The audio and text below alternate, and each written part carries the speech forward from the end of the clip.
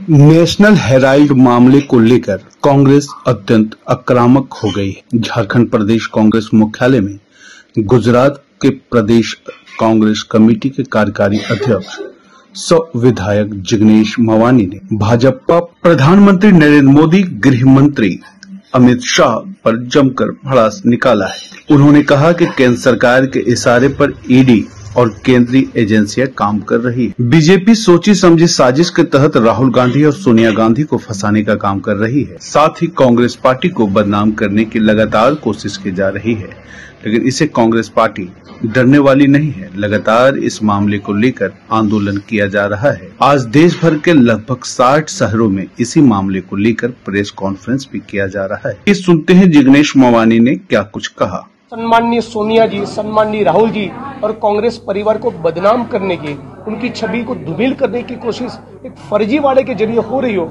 तब हमारा कर्तव्य बनता है कि मुखर होकर मीडिया के सामने भी बात करेंगे, सड़क पर भी उतरेंगे। पूरा जो नेशनल हेराल्ड का मामला है, पूरे मुल्क की जनता को समझना चाहिए। नेशनल हेराल्ड अखबार स्वतंत्रता के आंदोलन में बहुत बड़ा योगदान दी है, जन चेतना का काम किया।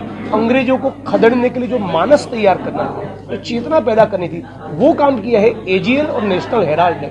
लेकिन उसकी हालत जब खस्ता हुई तो कांग्रेस पार्टी ने अपने 90 करोड़ दिए हैं उसको सशक्त बनाने के लिए, उसको मजबूत करने के लिए, और कुछ नहीं तो कम से कम वो सर्वाइव हो जाए। तो हम उसमें केवल स्टेक होल्डर है, राइट। जो यंग इंडियन है जिसके खिलाफ इल्जाम लगाए, वो तो स्टेक होल्डर है। वो नॉन प्रॉफिट ऑर्गेनाइजेशन एंटिटी होने के कारण एजीएल की संपत्ति की खरीदी कर ही नहीं सकते। तो जब खरीद या बिक्री हुआ नहीं, कोई फाइनेंशियल ट्रांजैक्शन हुआ नहीं, तो फर्जीवाड़ा किस प्रकार का, काहे का करप्शन? तो इसका भाजपा के पास कोई जवाब नहीं। लेकिन ऐसे ही चार्जशीट करके एक मीडिया ट्रायल चलाकर छवि धूमिल करने की कोशिश कर रहे हैं। तो हम लोगों का कर्तव्य है कि जो दूध का दूध और पानी का पानी वो करे, सड़क पे उतरे, इंकलाब करे और जनता को भी कन्विंस करे कि बेरोजगारी, महंगाई जैसे मुद्दे पर मोदी जी को बात नहीं करनी, जाति जनगणना की बात नहीं करनी, इस सवाल का जवाब नहीं देना कि मणिपुर में महिलाओं को नग्न करके क्यों घुमाया जा रहा है, कि दलित, मुसलमान, आदिवासी का मॉब लिंचिंग हो रहा है, और इसीलिए ऐसे फर्जी केस कर रहे हैं। और आखिरी बात आपके सभी दर्शकों के लिए, जितने भी केस नेताओं के ऊपर हुए हैं उसमें 98% केस कांग्रेस और विपक्षी दलों के नेता के ऊपर हुए हैं। तो अडानी जैसे बड़े नेताओं की बात आती है तब ईडी को साफ सूझ जाता है। और इसीलिए जो प्रेस कॉन्फ्रेंस में कहा, आपके माध्यम से भी कहूंगा कि ईडी तो कब चढ़ेगी अडानी के घर की सीढ़ी, वहां पर भी जाओ ना, वहां पर भी जांच पड़ताल करो।